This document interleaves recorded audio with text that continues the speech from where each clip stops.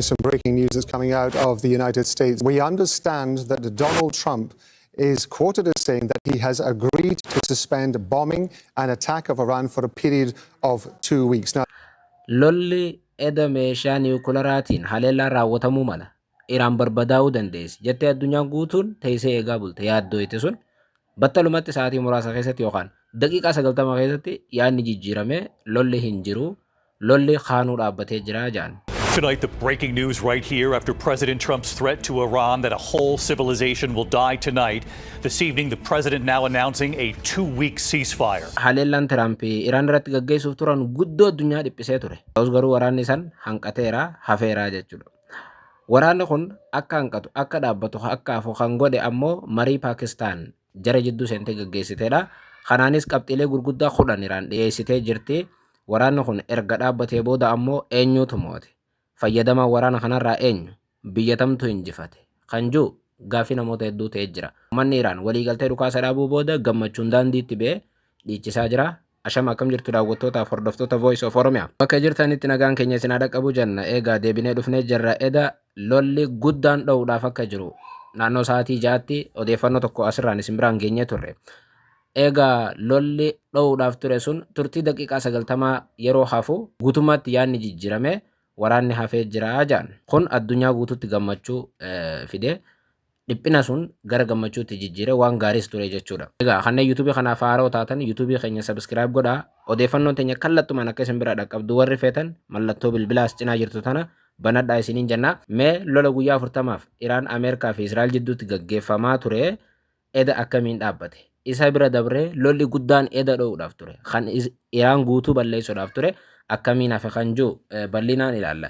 Jalqaba irratti akkuma beekamu guyyaa 40 akka har'aa jechuun dhuma gurraan dhalaa lolli eegale Iraan irratti weeraraatu Iraan irratti banamee weerara kana Israa'el fi Ameerikaatu waliin gaggeessaa ture. Lolli kun baay'ee addunyaa rakkisaa ture. Sababa lola kanaatiin Iraan baay'ee barbadoofte, Israa'el bakka baay'een barbadoofte, UAE ni barbadoofte, Saudi Arabiyaan ni barbadoofte, Kuwait, Qatar akkasumas ammoo biyyoonni kaanis hin hafne baay'ee haleelamanii jiru jechuudha.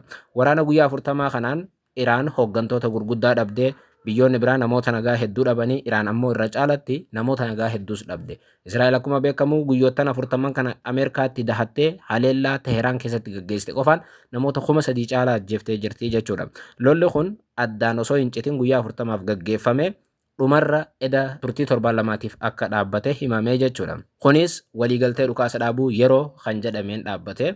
Egaa lolli kun sababa malee miti kan dhaabbate haalli jiru wal xaxaa ta'aa deemu waraanni jiru guddachaa deemu inumaa immoo balaan Iraan mudachuuf jiru akkasumas baha jidduu galeessaa mudachuuf jiru hammaachuurraa kan ka'e akka dhukaasni yeroodhaaf dhaabbatu murtaa'ee jechuudha. Maaltu ta'e? Akkuma beekamu guyyoottan 40 dabre Iraan guutummaatti hulaa galaanaa Hormuz cuftee turte. Kun ammoo diinagdee addunyaa guutummaatti zeeroo godhe. Itoophiyaa dabalatee biyyoonni hedduun amma hojii dhaabanii jiru jechuudha. Hulaan Hormuz cufamu jechuun boba'aan parsantiin 20 addunyaa tanaaf hulaa sanarra darba yookaan galaana amma Iraan cufte sanarra darbaa jechuudha. Kun addunyaan akka qormaata keessa seentu, addunyaan akka guutummaatti weeraraaf saaxilamtu godhee jira jechuudha. Ameerikaa dabalatee boba'aan addunyaa parsantii dachaan dabale qofaa miti. Boba'aan ni dhabame hin jiru. Fakkeenyaaf Itoophiyaa yoo fudhanne, Ijipti yoo fudhanne, biyyoota biraas yoo fudhanne boba'aan achirraa waan isaaniif dhufuuf ni dhaabbatee jechuudha. Daandii sanarra dooniiwwan dabruu hin danda'an. Wanni takka socho'uu waan hin dandeenyeef jecha boba'aan achirra tarkaanfatu hin jiru. Kanaaf boba'aan qaala'uu bira kutee ni dhabame addunyaan qormaata keessa seentee jechuudha. Fakkeenyaaf Iraan misaayilotaan rukutamaa turte, boombiin tumamaa turte, Israa'el boombiin tumamaa turte, misaayilotaan rukutamaa turte. Biyyoonni Arabaas haleelamaa turan. Biyyoonni akka Itoophiyaa ta'u waraana san keessa hin seenin garuu sababa boba'aa dhabaniif diinagdeen isaanii dhaabbattee miti hojii dhaaban. Iraan qofa utuu hin taane yookaan biyyoota Arabaatiif Ameerikaa fi Israa'el qofa utuu hin taane guutuu addunyaa irratti waraanni akka gaggeeffamu isa taasise. Haalli kun hammaachaa deemu boba'aan addunyaa lubbuutti fiduu Ameerikaa dabalatee biyyoonni hedduun qaala'insa jireenyaatiif qaala'insa boba'aatiin mudhiin cituu hordofee Tiraamp isa dhumaa Iraanni barbadeessina jedhee murteesse yookaan Iraan dachitti isaan deebifna jedhee murteesse. Guyyootan dabree yeroodhaa gara yerootti guyyaa dabalataa sa'aatiiwwan dabalataa kennaa ture Tiraamp. Kanaanis dhiyoo tana jechuun guyyaa 2 dura sa'a 48 keessatti ulaan Hormuz yoo Iraaniin hin banamne Iraan qaroomina isiin qabdu zeerootti hin deebisa. Qaroomina Iraan waan jaamu duwwaan godhaa jedhee jechuudha. Civil infrastructure kan jaame san guutuu nan dhabamsiisa jedhee kun guutummaatti humna ibsaa, humna bishaanii yookaan buufataalee bishaanii dabrees ammoo buufata niwukilaar pilaantii waan jedhamu guutuu daaraa godhuudhaaf Ameerikaan ni murteessite jechuudha. Yookaan Doonaald Tiraamp ni murteessanii sa'a 48 Iraaniif kennanii jechuudha. Sa'a 48 inni Iraaniif kennan sun booda maaltu Iraan keessatti mudachuuf jira kan jiru namuu tilmaamaa ture. Yookaan Iraan guutummaatti dachitti deebisuudhaaf murteessanii sana booda eda ummanni Iraan ni dhumna malee jee dindila yookaan riqichaawwan jiranii fi buufataawwan bishaanii gurguddaa fi buufata baaburaatiif bakka gartee bu'uuraalee misoomaa jedhaman irratti ummanni wal ga'e asumatti Ameerikaan nu haa fixxu jee murate Ameerikaan yookaan Doonaald Tiraamp kan Ameerikaa bulchan eda silaa guutummaatti bu'uuraalee misoomaa biyyattiin qabdu barbadeessuuf turanii jechuudha. Kun addunyaa ni dhiphise. Iraan gama isiitiin haleellaan bu'uuraalee misoomaa isii tokko irratti yoo raawwatame baha jiddu gala isaa guutuu dukkanatti deebisee jettee addunyaan qiyaamaa keessa seenuuf yaaddawaa bulan. Tiraamp kana sababa malee hin goone. Iraan ulaa Hormuz banuu qabdi. Kanaas waliigaltee nuti itti kennine fudhattee ulaa Hormuz banuu qabdi ija.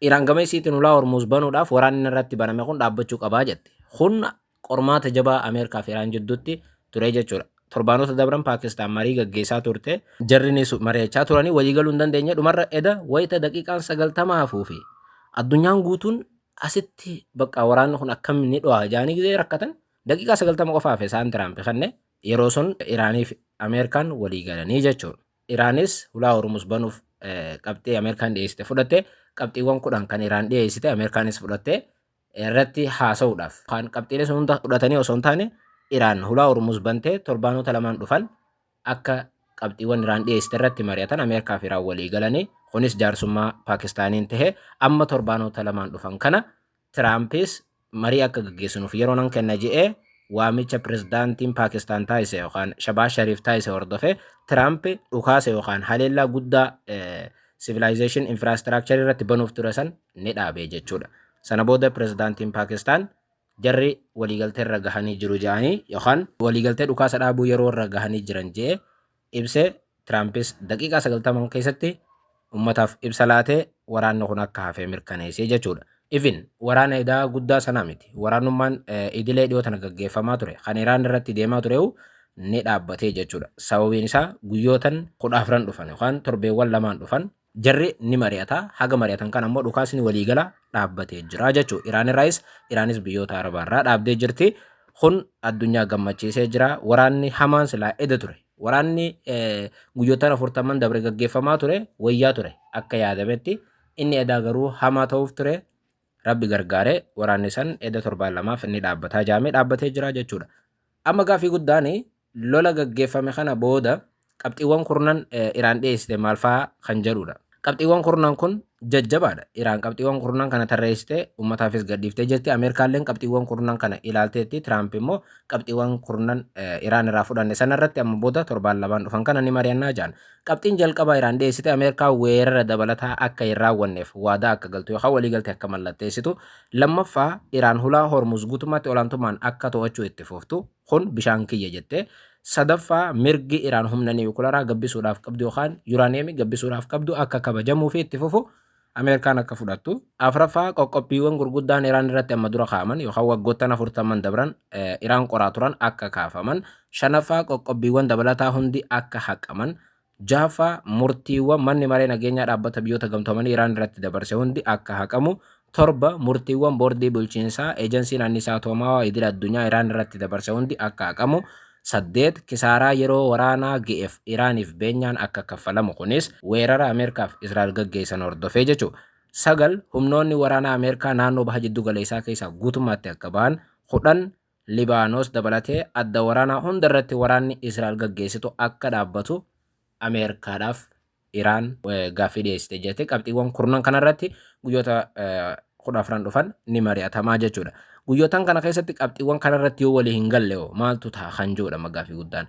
Yoo qabxiiwwan kanneen irratti guyyootaan as deemu kana keessa waliif hin galle wanti itti aanuma booda haleellaan Tiraamp edera yaade sun ni eegala. Iraanis biyyoota Arabaa irratti haleellaa raawwachuuf deemtu itti fufti jechuudha. Qabxiiwwan kurnan kanarratti yookaan qabxiiwwan kanaan ala kan jiran irrattis jarri amma booda yookaan torbaan lamaan kana keessa waliif galuma waliin galu kan jiru Allahu alam waan beeknu hin qabnu garuu amma booda jarri maayii itti fufu waan ta'u immoo torban lamaan kana waliin ilaalaa jechuudha. Eda erga waliigalteen dhukaasa dhaabuu kun yeroodhaaf taasifame booda addunyaan gammaddeetti. Ameerikaaf Iraanonnis gammachuu ibsachaa turanii. Iraanonni by the way ummata jajjabaa addunyaa tanaati. Ummata dhugaa dubbachuuf Iraanota gaafa ilaaltu jaalalti biyyaa paatriootizim inni jedhamu suni si dhaga'ama. Nuti warri Itoophiyaa kun faane gaaf garii siyaasaaf jennee gaafa biyya gannu yookaan biyya tanaaf hajaan qabneetu jira. Dhugumaan bulchiinsaawwan jira waliin waliigaluu dhabuu dandeenya yookaan ammoo sirnoota waliin waliigaluu dhabuu dandeenya. Ta'us garuu sirnoota hojii waan wal dhabnee fi biyya ofii qaama biraatiif dabarsanii kennuun xiqqoo ni ulfaata.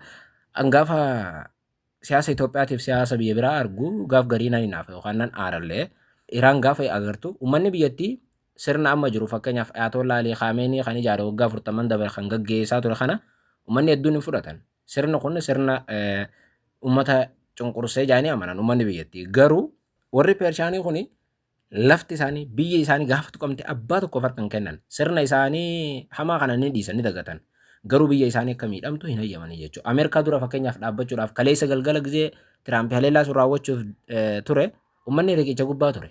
Uummanni niwukilar pilaantii isaanii eeggachaa turan. Achumatti waliin nu haa fixuu jaanii. Maaliif fakkeenyaaf niwukilar pilaantiin Iraan yoo haleelame uummanni biyyattii guutuun dukkanatti deebi'e. Daandiiwwan hunda haleella yoo Ameerikaan jettu riqichaawwan haleella yoo Ameerikaan jettu uummanni inni didee jechuudha. Nu fixii jaanii ni ichirra turan.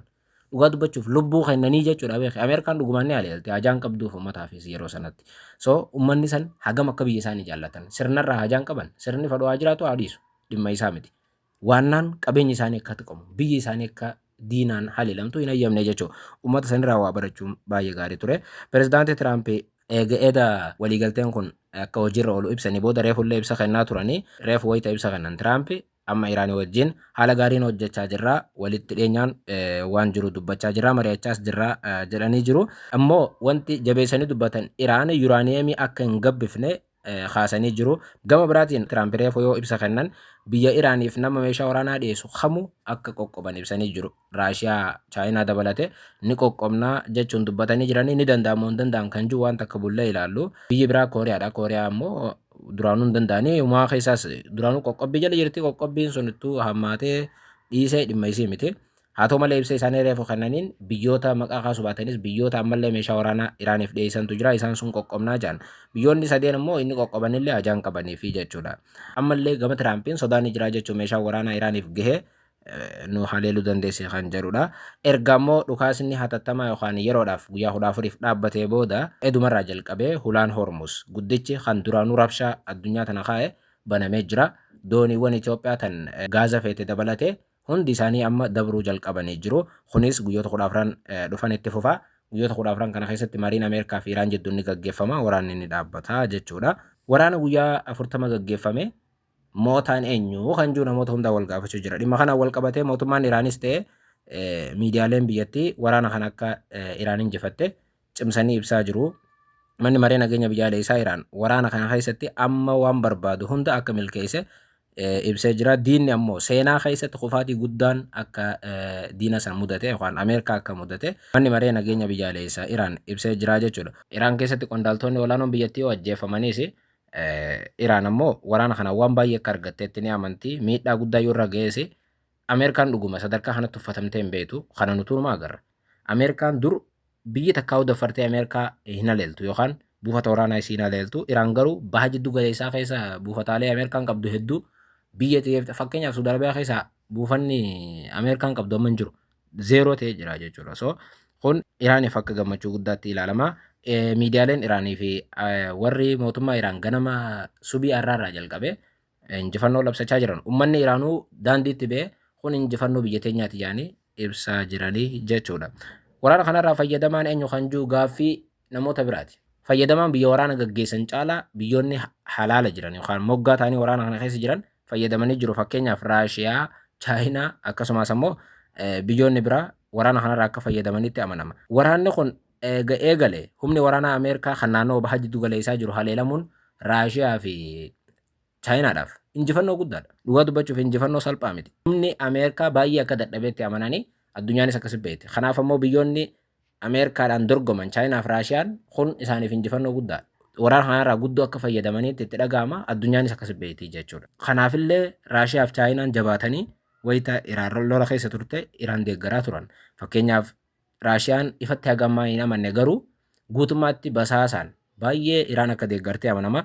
Chaayinaan garuu deeggarteetti jedhama. Waan isin deeggarteen haga ammaatti bal'inaan hin ibsamne jechuudha. Waraana kanarraa jarri lachuu fayyadamanii jiru. Kun humni Ameerikaa baha jiddu galeessaatti dadhabudha. Kun isaaniif injifannoo guddaadha. Waraana Iraanii wal qabatee odeeffannoowwan jiran kana fakkaatu. Odeeffannoo jiran kan biraas ilaallee walitti deebina. YouTube keenya subscribe godhaa. Voice of Oromiyaa waliin yeroo gaarii.